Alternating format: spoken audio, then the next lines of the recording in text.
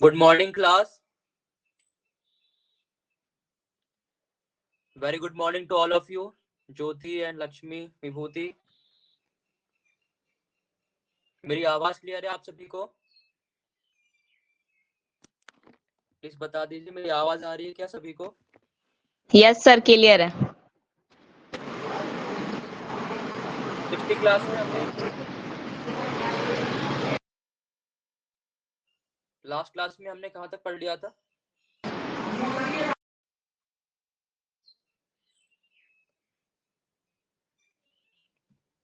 भूकंप हो गया था पूरा, कहाँ तक पढ़ लिया?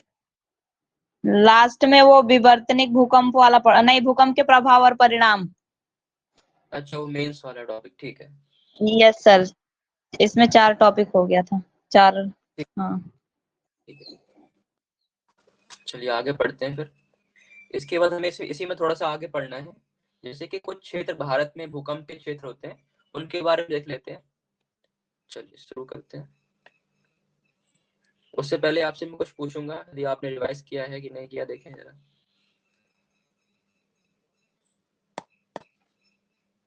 एक मिनट।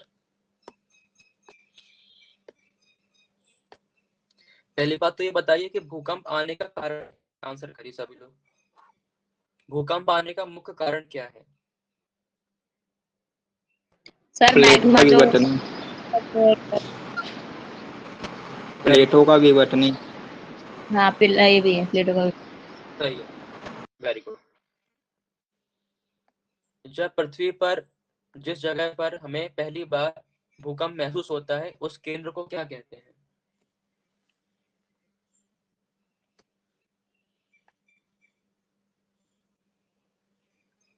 जिस जगह पर हमें भूकंप महसूस होता है धरती की सतह पर, उसे हम क्या कहते हैं उस बिंदु को?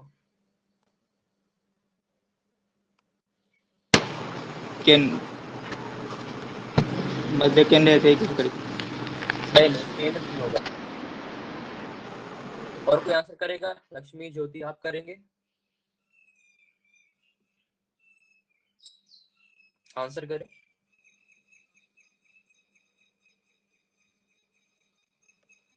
इसे बोलते हैं अधिक केंद्र। हमने पढ़ा था एपी सेंटर या अधिक केंद्र। जो अंदर होता है पृथ्वी के अंदर, उसे बोलते हैं केंद्र, ठीक है। और जो पृथ्वी पर सतह पर होता है बिंदु, जहां पर हमें भूकंप महसूस होता है, उसे अधिक केंद्र या एपी सेंटर कहते हैं। तो ये बेसिक चीज है, इसको आप याद रखिएगा, भूलिएगा नहीं, ठीक है। तो ये आपका बेसिक चीज हो गया। अब इसके आगे थोड़ा सा बचा हुआ, इसे कवर कर लेते हैं, फिर हमारा टॉपिक हो जाएगा। जैसे कई बार मेंस में आपको लिखने को आ सकता है कि 2 प्रकार के जो भूकंप होते हैं, होता है नॉर्मल भूकंप, सामान्य भूकंप, और दूसरा होता है क्रमिक भूकंप। इन दोनों में अंतर क्या है, ये आपको लिखने को आ सकता है। तो इसको हम एक टेबल बना के नोट करेंगे, ये आपका मेंस के लिए इंपॉर्टेंट है। सामान्य भूकंप और दूसरा यहाँ पर हो जाएगा आपका क्रमिक भूकंप।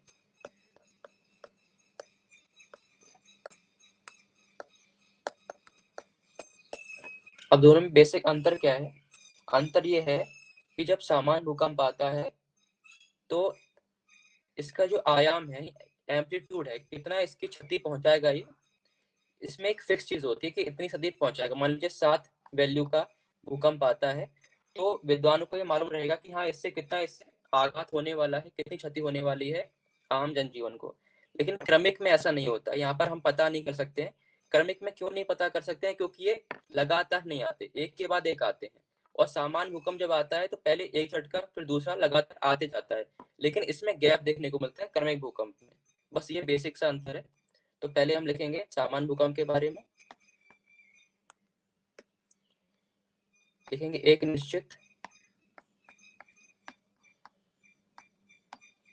निश्चित मुख्य आघात। आघात का मतलब क्या है यहाँ पर? झटका, ठीक है। मतलब जो आपको महसूस होता है झटके, उसे बोला गया है यहाँ पर आघात। लिख ले समझने के लिए, जैसे आपको बाद में याद रहे। तो एक निश्चित यहाँ पर आपको देखने को मिलेगा कि आपको एक झटका महसूस होगा यहाँ पर। लेकिन क्रमिक में एक निश्चित नहीं होता है, कभी आता है तो कभी नहीं आता है, ठीक है। निश्चित मुख्य आघात नहीं है। ठीक है, इसमें अंतर बेसिक जान लेना है आपको कि जब बहुत तेज झटका आता है उस वाले को हम बोलेंगे सामान्य भूकंप जो आया हुआ है। क्रमिक में ऐसा कुछ देखने को नहीं मिलता है, कभी झटके आते हैं या फिर कभी नहीं आते, बस सिंपल सा एक वाइब्रेशन या कंपन महसूस होता है बस। ठीक है, तो सामान्य भूकंप हमेशा ये ज्यादा क्षति पहुंचाएगा क्योंकि यहाँ झटका आ रहा है, आपको महसूस हो रहा है, लेकिन यहाँ पर कंपन होता है सिर्फ, तो यहाँ पर झटके कम आते हैं क्रमिक में, और इससे आघात भी है जो कम है, और जिसके कारण जो है क्षति भी कम होती है। तो पहला पॉइंट तो ये हो गया आघात के बारे में। दूसरा अंतर इन दोनों में क्या होता है, यहाँ पर मुख्य आघात के बाद आफ्टर शॉक, यानी एक बार झटका आया उसके कुछ परिणाम आपको देखने को मिलेंगे कि जैसे बिल्डिंग गिर गई, बिल्डिंग एक जगह पर थी, वहां पर एक झटका आया और कुछ देर बाद ही बिल्डिंग ढह जाएगी, ऐसा हमें यहाँ पर इसके परिणाम में देखने को मिलेगा सामान्य वाले में। लेकिन यहाँ पर क्रमिक में ऐसा कुछ देखने को नहीं मिलेगा, क्योंकि सिंपल सी बात है कि जब आघात ही नहीं आ रहा है, यहाँ पर कोई झटका नहीं आ रहा है, तो वो कुछ बड़ी क्षति नहीं कर पाएगा। ठीक, लिखेंगे यहाँ पर पहले मुख्य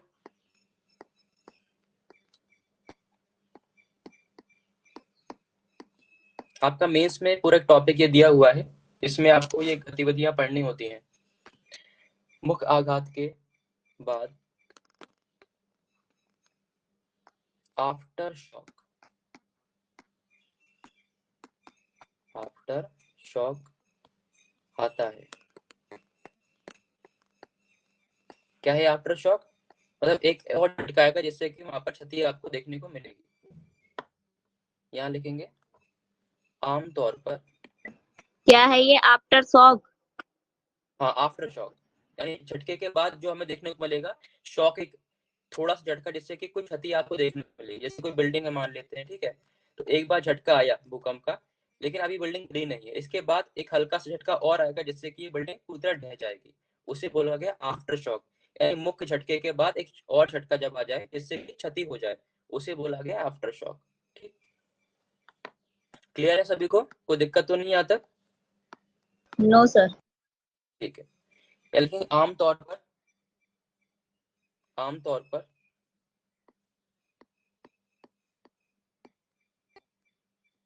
आफ्टर शॉक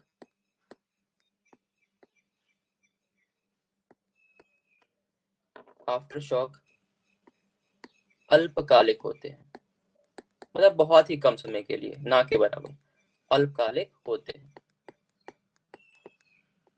यदि आते भी हैं तो बहुत ही छोटे समय के लिए आते हैं, जिससे कि हमें क्षति देखने को नहीं मिलती है आम जन जीवन में। तो ये दो मुख्य पॉइंट इसके हो गए। पहला क्या है सामान्य भूकंप में कि निश्चित यहाँ पर एक बड़ा सा झटका आपने को देखने को मिलेगा, क्रमिक में ऐसा कोई फिक्स झटका नहीं आता, छोटे से कंपन होते हैं बस। फिर हमने देखा कि मुख्य आघात के बाद यहाँ पर एक आफ्टर शॉक आता है जिससे कि क्षति देखने को मिलती है, लेकिन यहाँ पर आमतौर पर जो है आता तो है पर वो छोटा होता है, कम समय का।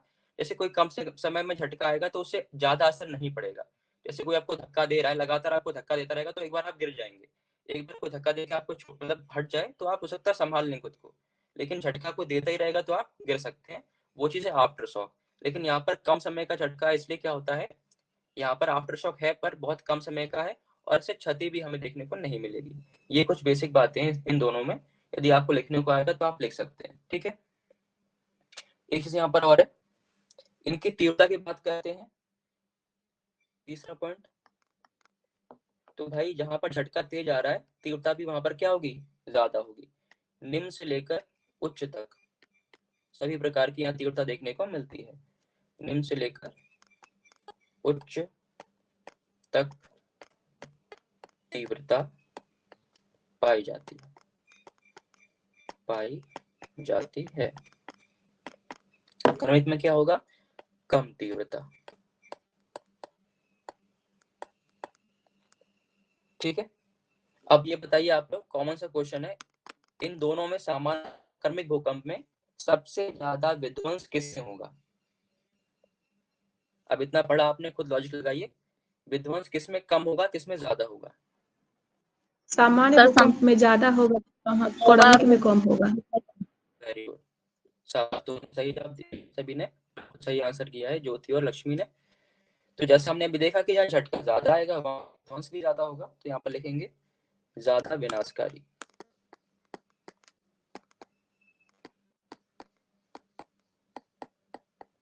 हो सकता है आपके प्री में भी आ जाए कि निम्नलिखित में से कौन सा भूकंप का प्रकार ज्यादा विनाशकारी विध्वंसकारी है। आपको ध्यान रखना होगा भूकंप जो होता है वो ज्यादा विनाशकारी है। इसकी बात करें तो तुलनात्मक रूप से, क्योंकि हम तुलना कर रहे हैं सामान्य भूकंप से, तो क्रमिक भूकंप जो है कम विनाशकारी होता है तुलना जब की जाती है तो। तुलनात्मक रूप से कम विनाशकारी, ठीक है। तो इस प्रकार हमने समझा सामान्य और क्रमिक भूकंप। क्रमिक का मतलब ये क्रम से आता है, मतलब एक के बाद एक कंपन होता है। सामान्य भूकंप में आप देखें झटका आता है, फिर उसके बाद विनाश होता है और काफी विध्वंसी मचा के जाता है। इतनी सी बात आपको ध्यान रख लेनी है और ये आपका यहाँ पर समाप्त होता है। इसके बाद हमें देखना है भारत में भूकंप के जोन कितने प्रकार के। वैसे हम इसको पढ़ेंगे इंडियन ज्योग्राफी में, बट अभी के लिए बस इतना जानना है कि भारत में जोन क्या होता है वो समझ लेंगे पहले। भारत में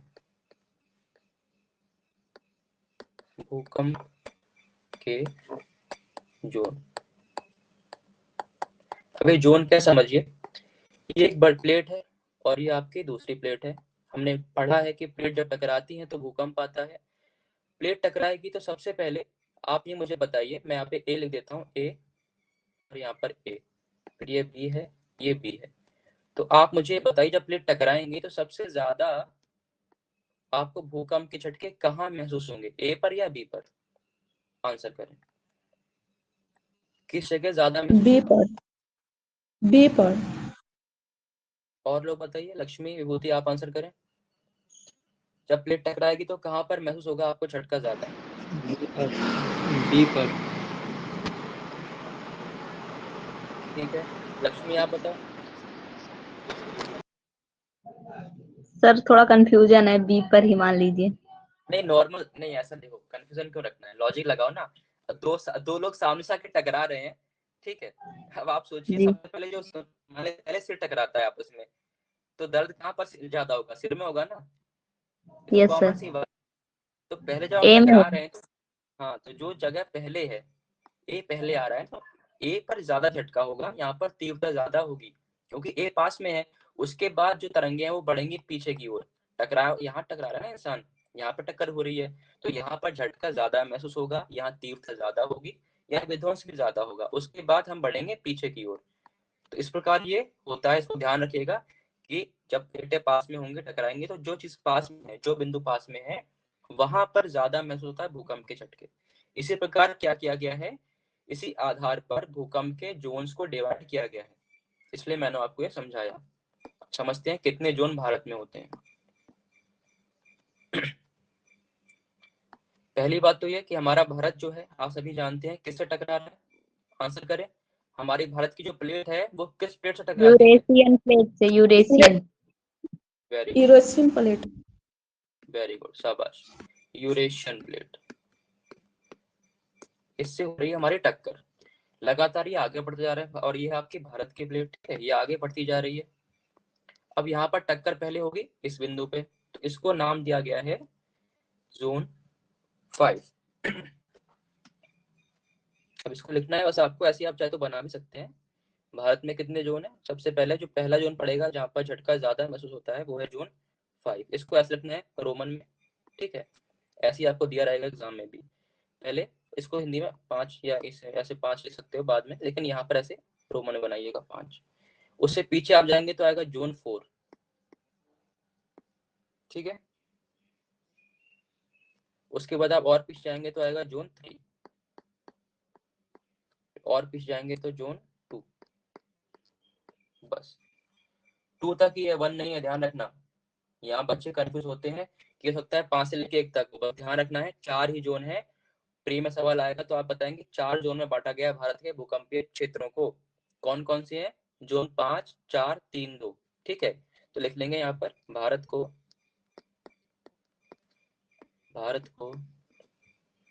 4 भूकंपीय जोन में बांटा गया है। कौन कौन से हैं? 5, 4, 3, 2, 1 नहीं है, ध्यान रखिएगा इसको। चाहे तो आप लिख लें अपने कॉपी में, 1 नहीं है, ऐसे लिख लेंगे, 1 क्रॉस कर दें कि 1 नहीं है। 5 से लेकर कहाँ तक है? आपका 2 तक। तो सबसे ज्यादा भूकंप कहाँ पर आएगा, आंसर करिए। इन चारों में से सबसे ज्यादा भूकंप कहाँ पर आपको देखने को मिलेगा, सबसे ज्यादा सक्रिय 5 पे। 5 पे। 5 पे। वेरी गुड, इसको म्यूट कर लीजिए। तो ध्यान रखना है कि 5 पे जो है सबसे ज्यादा सक्रिय होता है भूकंप। तो इसको हम लिख भी लेते हैं जिससे आपको बाद में याद भी रहे। लिख लेंगे जोन 5 के बारे में। जोन 5 लिखें। इस क्षेत्र में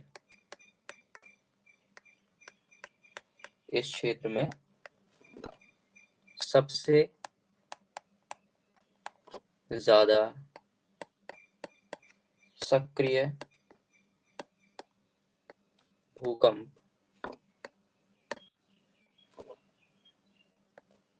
आते हैं या स्थित होते हैं, एक ही बात है, ठीक है। तो इस क्षेत्र में सबसे ज्यादा होते हैं। उसके बाद आते हैं हम कि कहाँ कहाँ पे क्षेत्र है। जोन 5 तो लिख दिया। अब पूछ लिया आपसे कि निम्नलिखित में से भारत में जोन 5 कहाँ पर है, या किन किन क्षेत्रों में जोन 5 के भूकंप देखने को मिलते हैं। तो यहाँ पर हम लिखेंगे क्षेत्र। क्षेत्र सबसे पहले तो आप देख रहे हैं कि हिमालय की तरफ से शुरुआत होती है भारत की, हिमालय आगे बढ़ता है यूरेशिया की तरफ। तो हिमालय का पूरा क्षेत्र आपका क्या हो जाएगा, जोन 5 में आ जाएगा। उसके बाद जम्मू कश्मीर उसमें आ गया, आप समझ गए। फिर उत्तर पूर्वी भारत भी ऊपर की तरफ ही है, ठीक है, तो वो भी टकराता है यूरेशिया से, तो वो भी उसमें हिस्सा हो जाएगा। हिमाचल प्रदेश, उत्तराखंड, गुजरात में कच्छ का एरिया, कच्छ रण जो है वहां पर देखने को मिलता है ऐसा भूकंप, ठीक है। तो इस प्रकार आप कॉमन लॉजिक लगा सकते हैं, लेकिन आप हर कुछ रट नहीं सकते हैं। यदि कॉन्सेप्ट आपको समझ में आ गया कि हाँ जोन 5 कहाँ पर होगा, जहाँ प्लेट टकराई पहली बार, तो जोन 5 कहाँ पर है, हिमालय की तरफ है। तो हिमालय का पूरा क्षेत्र, वहां पर जो भी स्टेट पड़ते हैं वो सभी हो जाएंगे। लेकिन सबसे टॉप वाले नीचे आप नहीं आएंगे, उत्तर प्रदेश वगैरह में भी नहीं आएंगे, उसका जोन अलग होता है। सबसे ऊपर जम्मू कश्मीर, उत्तराखंड, हिमाचल, ये वाले क्षेत्र हो गए। इधर सिक्किम हो गया, फिर आप जाएंगे उत्तर पूर्व में तो अरुणाचल प्रदेश हो गया। ये सब कहाँ है, उत्तर में है एकदम, जहाँ पर प्लेट एकदम टकराती है, जहाँ प्लेट की सीमा एक तरह से है। उसके बाद आएंगे तो यहाँ पर गुजरात के क्षेत्र में पड़ता है, क्योंकि आपने देखा था, हमने पढ़ा था कि हमारे जो मुख्य भूमि थी जब भारत में हिमालय वगैरह नहीं बना था, तो आपने देखा था कि अरावली से लेकर ये गुजरात का एरिया था पूरा, इस प्रकार से हमारा भारत जो है टूट के अलग हुआ था गोंडवाना भूमि से। गोंडवाना से इतना हिस्सा टूटा था, और फिर जाके बाद में हिमालय बने थे, मैदान बने थे, ये सब बाद में बने हैं। तो भूकंप ऊपर तो आता ही आता है क्योंकि वहां पर टक्कर हो रही है, साथ ही हमें इस एरिया में देखने को मिलता है, ठीक है, क्योंकि यहाँ पर भी ये प्लेट का विस्तार आपको देखने को मिलेगा यूरेशिया का, ठीक है। तो इसको हम क्षेत्र को अब लिख लेते हैं। पहले लिखेंगे संपूर्ण उत्तर पूर्वी भारत, ठीक है, जम्मू कश्मीर, जम्मू कश्मीर, उसके बाद लिखेंगे हिमाचल प्रदेश, उत्तराखंड, गुजरात के कच्छ का एरिया, गुजरात गुजरात में कच्छ का रण। ये ध्यान रखिएगा आप लोग कि कच्छ का रण ऊपर है और नीचे खंबात है, ठीक है, खंबात की खाड़ी नीचे है, यहाँ पर नीचे खंबात और ऊपर कच्छ है, इसको भी आपको ध्यान रखना है।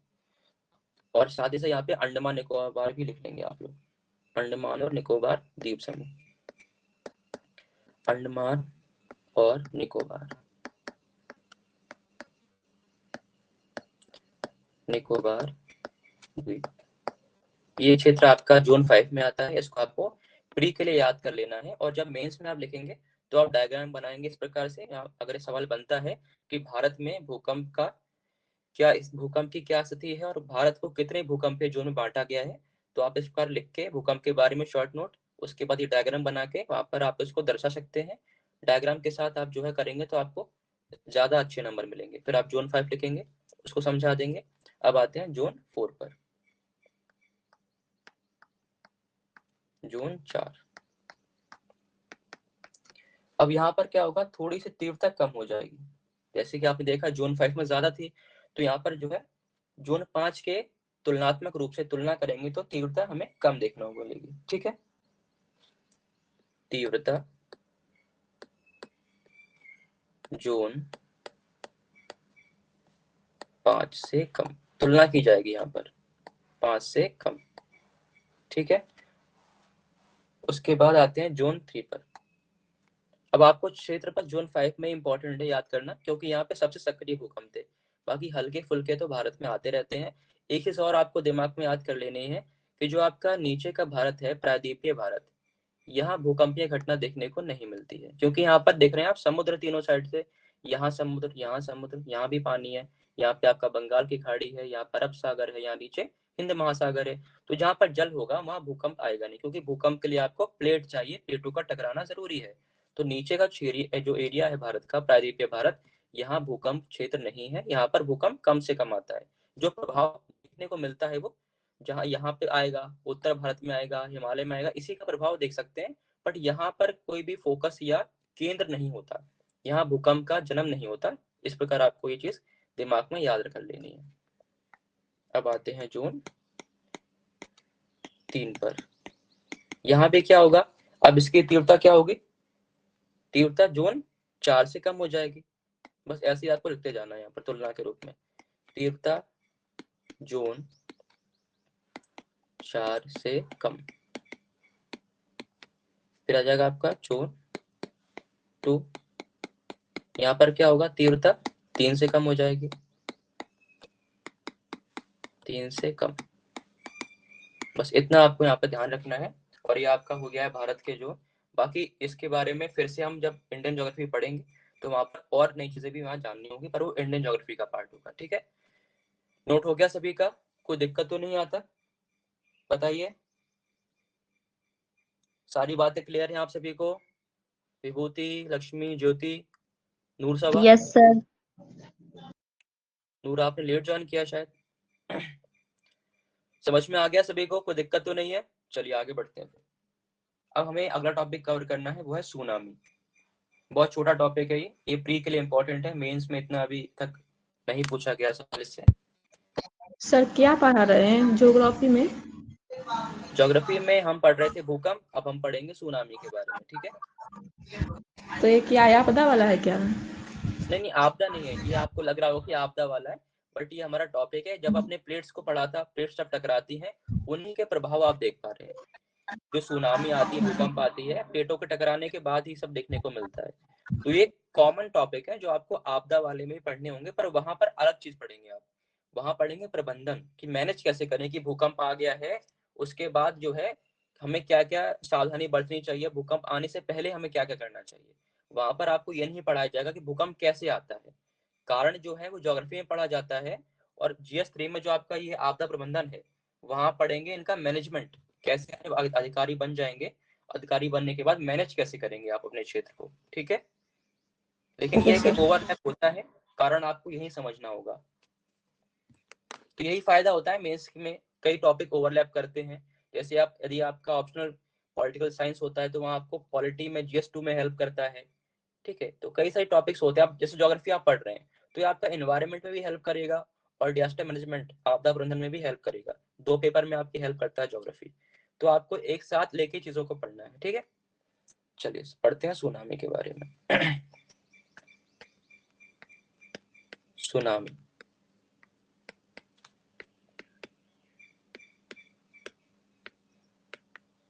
सुनामी दो शब्द से मिलके बना हुआ है, सु और नामी से। ठीक है, यहाँ पर भी सु और नामी। यहाँ पर सु का मतलब होता है हार्बर या हार्बर, और नामी क्या है, नामी का मतलब होता है लहर। तो जब ऊंची लहरें आती हैं उसी को क्या बोलते हैं, सुनामी। ऊंची लहरों को सुनामी कहा जाता है। क्या बोलते हैं, सुनामी। फिर प्रीमस सवाल आ सकता है कि ये शब्द कहाँ से लिया गया है, तो ये शब्द जापानी शब्द है। यह एक जापानी शब्द है। सुनामी शब्द कहाँ का है, जापान का है, जापानी शब्द है। और जिसका अर्थ क्या है, ऊंची लहरें। सु मतलब हार्बर, हार्बर मतलब क्या होता है, जहां पर बड़े बड़े जहाज जाके रुकते हैं समुद्र किनारे, वो हार्बर होता है समुद्र किनारा, और वहां पर जब लहरें उठती हैं उसी को बोला गया है सुनामी। ये तो ये जापानी शब्द है, इसको आपको ध्यान रखना है, यही फैक्ट इंपॉर्टेंट है इसमें सुनामी के बारे में। और सुनामी कैसे आती है तो उसको समझ लेते हैं। देखिए भूकंप जब पृथ्वी पर सतह पर आता है, यानी कि भूखंड पर आता है, तो आपको महसूस होता है, क्या महसूस होता है कि बिल्डिंग गिर गई, रोड चटक जाती है, पूरी दरारें पड़ जाती हैं, ये सब आपको देखने को मिलता है। यदि आपने कभी महसूस नहीं किया है तो आप वीडियोस के जरिए कभी न कभी आपने देखा ही होगा चीजों को। ठीक है, जापान में तो आज भूकंप आता ही रहता है। तो जब ये भूकंप की घटना, यानी प्लेट्स तो सब जगह टकराती हैं, क्योंकि प्लेट्स पूरी पृथ्वी पर प्लेट ही प्लेट है, जो पृथ्वी की सतह बनी हुई है प्लेटों से ही बनी हुई है। अब प्लेट टकराएंगे कहीं ना कहीं, तो जब धरती पर टकराती हैं यानी कि भूखंड के एरिया में, तब तो हमें महसूस हो जाता है क्योंकि यहाँ पर हम रहते हैं। लेकिन यही चीज जब आपका समुद्र के अंदर होती है, जब प्लेटें समुद्र के अंदर टकराती हैं, तब जो वहां पर ऊर्जा निकलती है भूकंप के माध्यम से, वो ऊर्जा से क्या होता है, जो जल होता है समुद्र का वो ऊंचा उठ जाता है, इसी को बोलते हैं सुनामी। तो जब समुद्र के भीतर भूकंप आएगा तो हमें उसके परिणाम स्वरूप सुनामी देखने को मिलती है। क्लियर है ये बात, समझ में आ गई? बताइए यस और नो, समझ में आया सभी को? यस। सर सुनामी प्रायद्वीपीय भारत में आता होगा ना ज्यादा? हाँ नहीं, ऐसा नहीं है, प्रायद्वीपीय भारत में सुनामी नहीं, वहां चक्रवात आते हैं।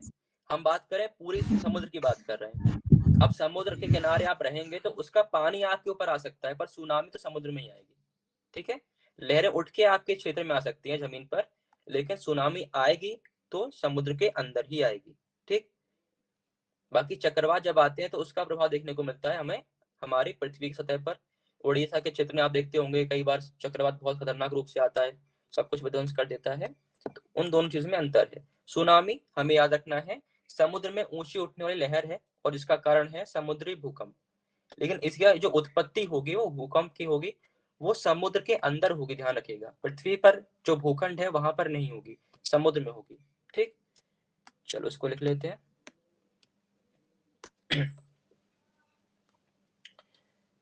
समुद्र में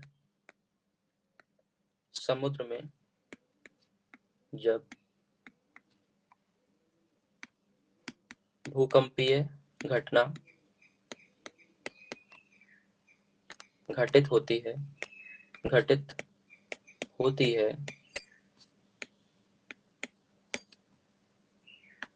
तब इसके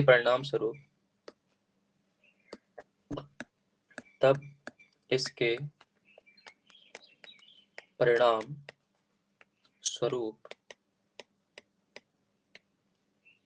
हमें सुनामी की घटना देखने को मिलती है।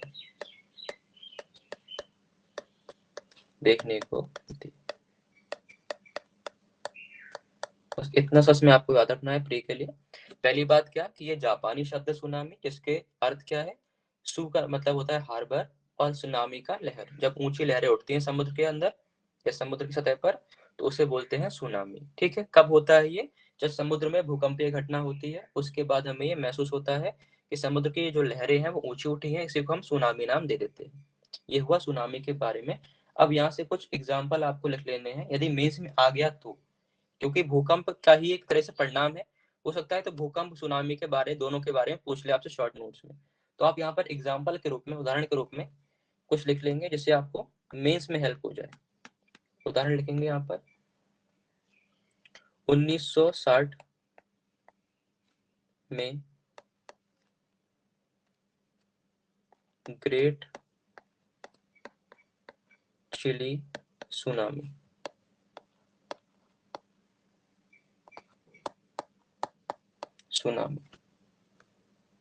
यहाँ पर जो भूकंप आया वो था 9.5 तीव्रता का। सोचिए कितना ज्यादा खतरनाक है ये।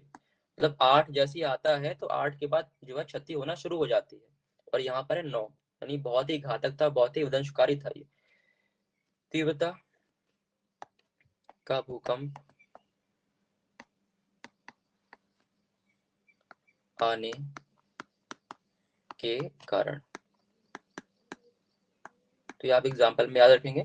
चिली कहाँ पर है आपका देश? सऊदी नहीं, साउथ अमेरिका में। साउथ अमेरिका में आपका पश्चिमी किनारे पर चिली देश है। वहां पर सुनामी आई क्योंकि वहां पर उसके बगल में जो समुद्र है वो कौन सा है? प्रशांत महासागर। वहां पर बहुत ही ज्यादा तीव्रता का भूकंप देखने को मिला, इसलिए हमें यहाँ पर 1960 में क्या देखने को मिला? सुनामी घटना देखने को मिली। तो ये आप लिख सकते हैं एग्जाम्पल में, जो आप मेंस में आंसर राइटिंग करेंगे तब। अब इनके सुनामी की कुछ विशेषताएं भी होती हैं। जो लहर उठती है, देखिए हमने पढ़ा है, हम सुनते भी आते हैं कि जो ऊर्जा होती है वो कभी नष्ट नहीं होती। ऊर्जा का क्या होता है? उसका स्वरूप बदल जाता है। जैसे आपने भूकंप में देखा, वहां भी क्या था? ऊर्जा थी। पृथ्वी के अंदर की जो ऊर्जा है, जो मैग्मा था, वो ऊर्जा किसमें बदल गई थी? तरंगों के रूप में। तो आपने पढ़ा प्राथमिक तरंग, द्वितीय तरंग, और फिर सबसे आखिरी में एल वेव्स पढ़ा था, एल तरंगे पड़ी थी, जो सबसे ज्यादा विध्वंसकारी थी। तो इस प्रकार से यहाँ पर भी क्या है, जो ऊर्जा है समुद्र के अंदर उत्पन्न होती है, वो ऊर्जा तरंग के रूप में बदली, तो उसका तरंग जो है क्या करेगी? जब तरंग चलती है तो अपने साथ साथ उसके आसपास जो भी चीजें हैं उन पर भी वो प्रभाव डालेगी। तो पानी, अब तरंग जो चली पानी में चली है, तो पानी की जो लहर है वो ऊंची क्यों उठती है? उसका यही कारण है कि जो ऊर्जा उत्पन्न हुई थी, ये अपनी ऊर्जा को ट्रांसफर कर देती है, हस्तांतरित कर देती है। किसको? इस जल को। तो जल क्या होता है? ऊपर उठ जाता है। जैसे आप बैठे हुए हैं, ठीक है, अचानक से आप मान ले सो रहे हैं, आप बढ़िया गहरी नींद में है। अब क्या हुआ? अचानक से किसी ने आकर पानी डाल दिया, तो आप अचानक गुस्से में उठेंगे, यानी आपको क्या किया? एक्टिवेट कर दिया एक तरह से। वैसे ही जो ऊर्जा थी भूकंप की, इसने एक्टिवेट कर दिया समुद्र के जल को, और ये ऊपर उठ जाता है। तो यहाँ पर और कुछ नहीं है, ऊर्जा का क्या हो रहा है? हस्तांतरण हो रहा है। तो कभी आपसे सवाल यदि बन जाए प्री में कि इसका क्या कारण है, तो ऊर्जा का रूपांतरित होना या हस्तांतरित होना। ऊर्जा जो है एक्टिवेट कर दे रही है किसको? समुद्र के जल को, जिससे वो ऊपर उठ जा रहा है। बस इतनी सी बात है। अब यहाँ पर जो लहरें उठती हैं, कुछ इनकी विशेषताएं हैं, उसको जान लेते हैं। सुनामी लहरों की विशेषताएं,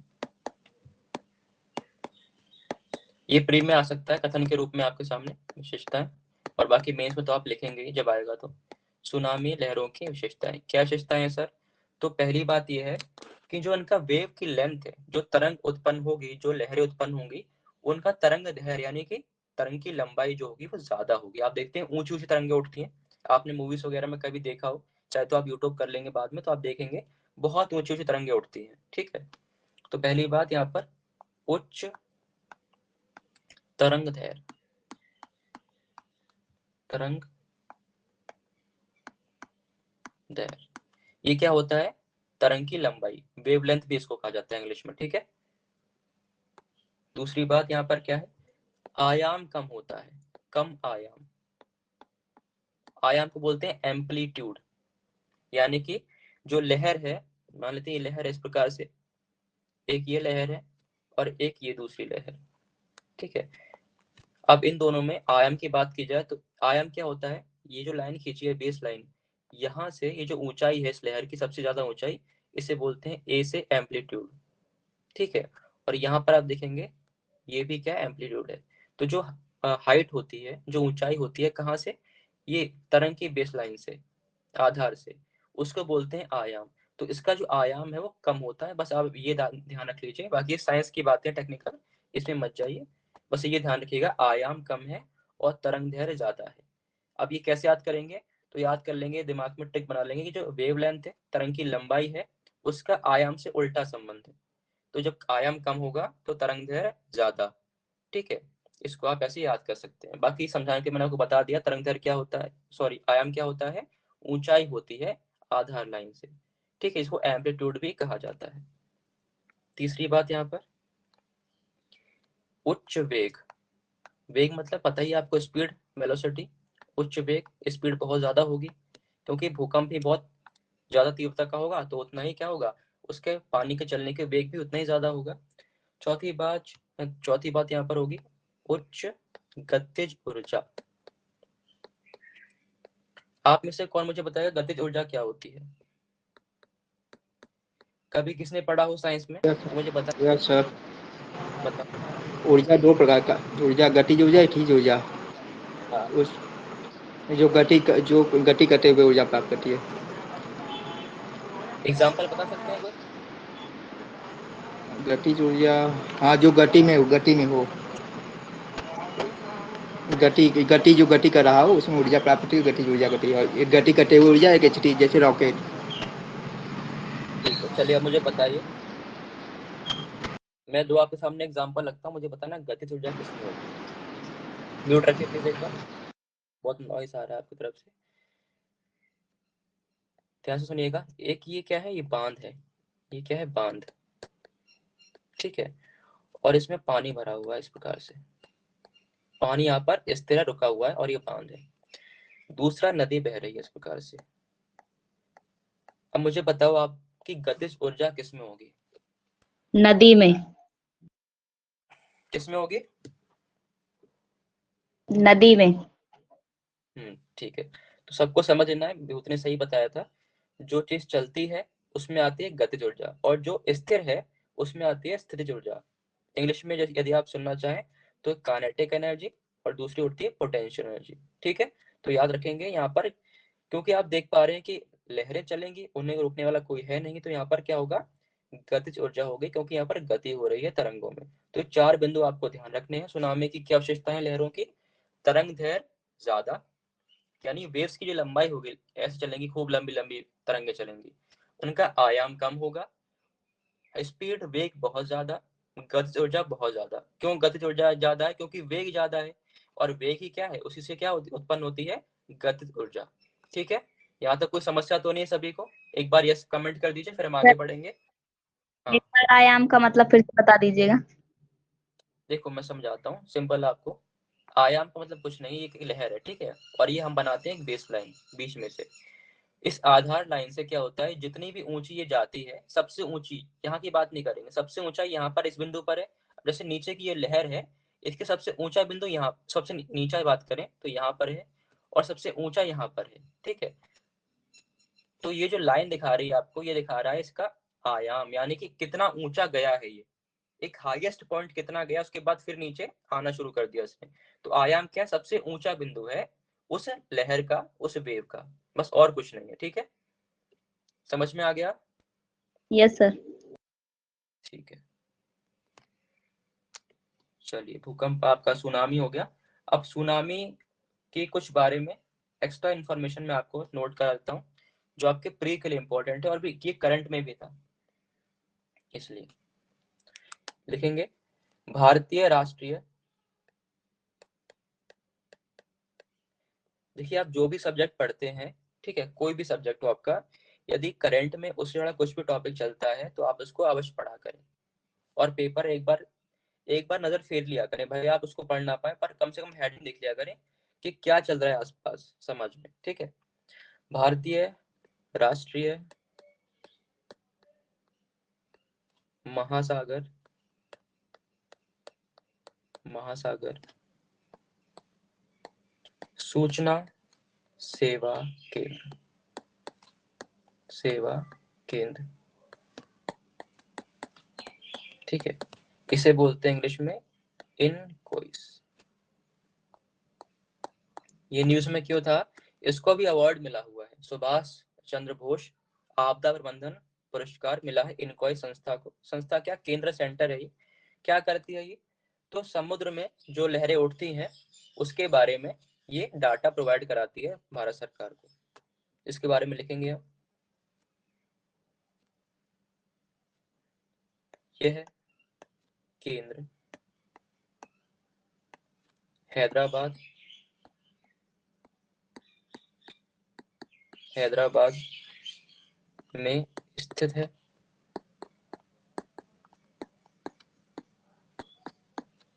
दूसरा बात, यहाँ पर इसकी स्थापना, इसकी स्थापना 1999 के दशक में या आसपास, इसी में हुई थी, 1999 के आसपास। यह केंद्र, यह केंद्र पृथ्वी विज्ञान मंत्रालय, मंत्रालय के तहत एक स्वायत्त निकाय है, स्वायत्त निकाय है। यहाँ पर मैं एक चीज आपको और समझा दूं, जब वो करंट पढ़ते हैं, कहीं से भी पढ़े आप करंट, ठीक है, तो करंट पढ़ने का तरीका ये होना चाहिए आपका, उसमें यदि कोई संस्था आती है, कोई केंद्र, कोई भी सेंटर आता है इस प्रकार का, तो पहली बात उसमें हमें देखना होता है कि उसकी लोकेशन क्या है, दूसरा कब स्थापना हुई है, और यदि कोई संबंध उसका किसी मंत्रालय से है तो मंत्रालय अवश्य आपको पढ़ना है, क्योंकि अक्सर यूपीएससी ने सवाल ऐसे ही बनाया है कि ये संस्था किस मंत्रालय के अंतर्गत आती है, तो मंत्रालय आपको पता होना चाहिए, ठीक है। और लास्ट में एक किताब आती है, हर साल आती है, जिसमें कि आपको ये सभी जानकारी दी रहती है, उसे हम बोलते हैं, नाम मुझे अब याद नहीं आ रहा है किताब का, इंडिया ईयरबुक्स, याद आ गया, इंडिया ईयरबुक आती है, वो साल के अंत में आती है, ठीक है, एग्जाम से पहले आती है, तो एक बार आप उसको खरीद के जब भी आप देंगे तो उसको पढ़ना बहुत जरूरी होता है, क्योंकि उसमें साल भर जो भी घटनाएं हुई होती हैं बहुत ही संक्षेप में सरकार के द्वारा जो भी किया गया होता है चीजें वहां पे दी रहती हैं, और नए वहाँ पे करंट अफेयर भी उसमें जुड़े रहते हैं। तो आपको मंत्रालय पढ़ने हैं, यदि कोई भी स्कीम, जैसे कोई स्कीम लॉन्च होती है तो किस मंत्रालय की है, ठीक है, जैसे बेटी बचाओ बेटी पढ़ाओ किस मंत्रालय की स्कीम है, इस प्रकार सवाल बनते हैं, मनरेगा किस मंत्रालय की है, तो आपको मिनिस्ट्री भी ध्यान देनी है। तो यहाँ पर क्या ध्यान देना है, हैदराबाद में है, स्थापना कब हुई, और ये मंत्रालय कौन सा है, पृथ्वी विज्ञान मंत्रालय, कौन सा है, पृथ्वी विज्ञान मंत्रालय। ये तीन बातें यहाँ पर आपको ध्यान देनी है। अगली बात, ये काम क्या करता है, देखते हैं, ये है अंतरराष्ट्रीय, अभी ये न्यूज में था इसलिए हम इसको पढ़ रहे हैं, इसलिए इंपॉर्टेंट भी है ये, अंतरराष्ट्रीय केंद्रों सहित लोगों और अन्य हितधारकों को समय पर सुनामी की पूर्व चेतावनी के प्रसार के लिए जिम्मेदार है। अच्छा, आप लोग मुझे ये आंसर करिए कि क्या हम भूकंप के बारे में एग्जैक्ट पता कर सकते हैं कि कब भूकंप आएगा, और हम चीजों को रोक सकते हैं, क्या ऐसा कर सकते हैं क्या, बताइए, क्या भूकंप को रोका जा सकता है, या उसका एग्जैक्ट अनुमान लगाया जा सकता है? नो सर, उसका रोका तो नहीं जा सकता, उसका इंतजाम किया जा सकता है कि आने की क्षति क्या होगी उस पे अपना उपाय किया जा सकता है, क्षतिपूर्ति। हाँ, वेरी गुड, सही बात है, हम भूकंप के बारे में एग्जैक्ट अनुमान नहीं लगा सकते, लेकिन हम तैयारी कर सकते हैं उससे निपटने की, और यही चीज कहलाती है आपदा प्रबंधन, जहाँ पर भूकंप आने के पहले क्या करना है और भूकंप आ गया तो उसके बाद क्या करना है, ये चीजें हम पढ़ते हैं मैनेजमेंट या प्रबंधन में, ठीक है।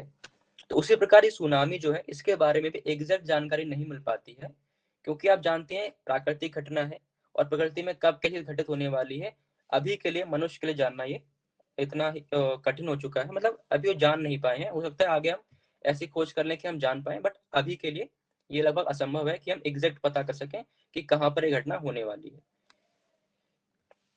चेतावनी के प्रसार के लिए जिम्मेदार है।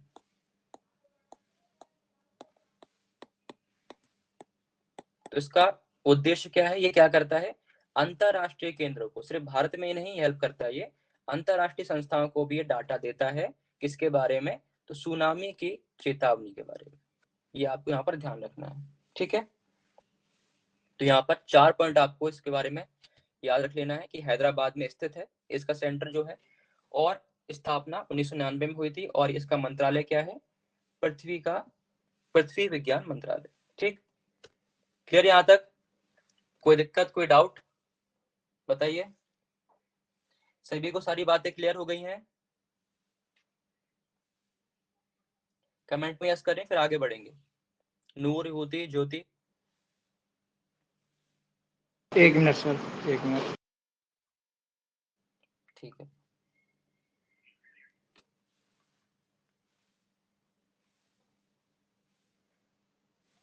हो गया सभी का? विभूति हो गया आपका? हो गया, इसके आगे है ना। ठीक है, अब शुरू करेंगे अगला टॉपिक, वो होगा ज्वालामुखी। हमने अभी तक क्या पढ़ा? हमने पढ़ा भूकंप के बारे में, और उससे जन जो परिणाम देखने को मिलते हैं सुनामी में, वो पढ़ लिया है। तो अब आपका अगला टॉपिक होगा ज्वालामुखी। अब ज्वालामुखी में हम क्या क्या पढ़ेंगे? ज्वालामुखी कैसे आता है, विश्व में ज्वालामुखी कहाँ कहाँ पर पाए जाते हैं, और प्रमुख ज्वालामुखी की लोकेशन क्या है, ये 3 चीजें पढ़ेंगे। उसके बाद हम पढ़ेंगे ज्वालामुखी में जब जो मैग्मा बाहर निकलता है पृथ्वी की सतह पर, वो ठंडा हो जाता है, और ठंडा होने के बाद चट्टान का रूप ले लेता है। तो चट्टानों के बारे में पढ़ेंगे, फिर उन चट्टानों में कई सारे खनिज आपको मिलेंगे, फिर हम पढ़ेंगे खनिज पदार्थों के बारे में। इतना ही टॉपिक आपको इसमें कवर करना होगा प्री और मेंस दोनों के लिए। ठीक है, चलिए शुरू करते हैं। ज्वालामुखी। ज्वालामुखी अब ये हम कई बार पढ़ चुके हैं, तो आप में से कोई मुझे बता सकता है कि इसका कारण क्या होगा ज्वालामुखी का? तो कई बार डिस्कशन हो चुका है इसके बारे में। आप में से कोई भी आंसर करे, ज्वालामुखी क्यों आते हैं? बताइए, ज्योति, नूर, विभूति, थोड़ा दिमाग को जोर होता है लगा। हाँ ज्योति बताइए, ज्वालामुखी क्यों आता है? जब दो प्लेटें टकराती हैं तो उनके टकराव से जो ज्वालामुखी का उत्पन्न होता है धरती पे, पृथ्वी के ऊपर। क्या सिर्फ टकराने से ही होगा? क्या सिर्फ टकराने पर ही ज्वालामुखी आएंगे? नहीं, तो फिर और कोई आंसर करेगा? विभूति, आपने पढ़ा हुआ है। मैग्मा। हेलो। वो तो मैग्मा क्यों आता है, कारण बताइए, कारण।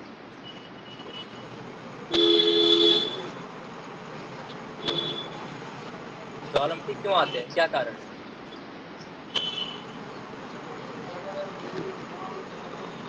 रिवाइज नहीं कर रहे हो आप अच्छे से? चलो कोई बात नहीं, मैं बताता हूँ। रिवाइज क्या करो, पढ़ चुके हम लोग चीजें। जब हमने पढ़ा था प्लेटों के बारे में, तभी आपको समझाया था। 2 प्रकार से ज्वालामुखी देखने को मिलते हैं। देखिए, या तो प्लेट टकराएगी,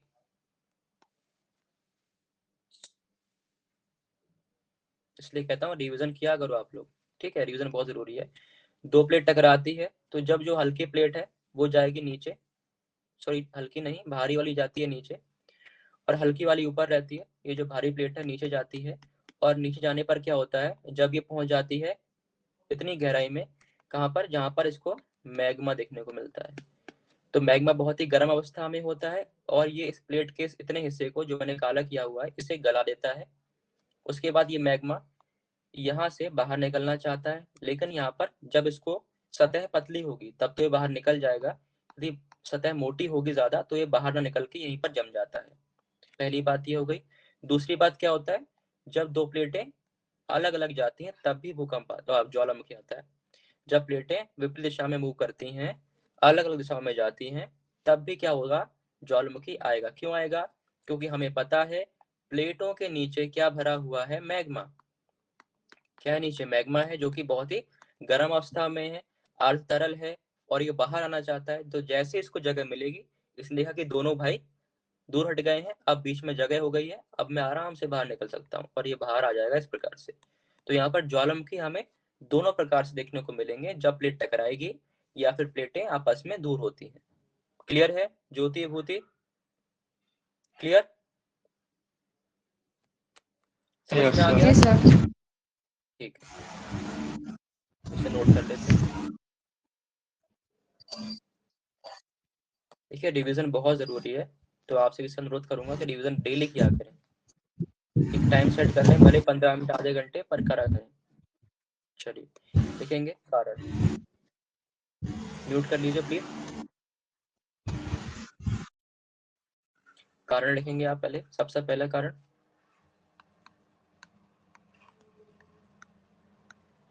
जब प्लेटें एक ही दिशा में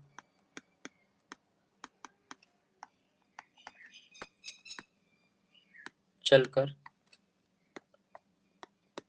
अभिसरण करती हैं, अभिसरण करती हैं। दूसरा, जब प्लेटें विपरीत दिशा में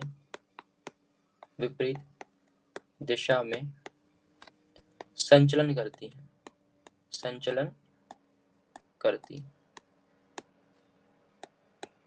ठीक है, ये दोनों कारण है, इसको आपको ध्यान रखना है। जब प्लेट टकराएगी तब भी आएगा ज्वालामुखी, यदि वहां पर जगह होगी ज्वाला की बाहर आने के लिए। जब प्लेट दूर जाएंगे तब तो आएगा ही आएगा, कंफर्म है वहां पर, क्योंकि आराम से जगह बन चुकी है। यह भी हमने डायग्राम समझा हुआ है। अब हम देखते हैं कि आप लिखेंगे क्या ज्वालामुखी के बारे में। ये तो आप समझे कारण क्या है। यदि लिखने को आ गया कि ज्वालामुखी क्या है तो आप क्या लिखेंगे वो नोट करिए, डेफिनेशन इसके बारे में। ज्वालामुखी एक निकास या छिद्र है जहां से गैस या गैसें बहुत सारी, राख और पिघला हुआ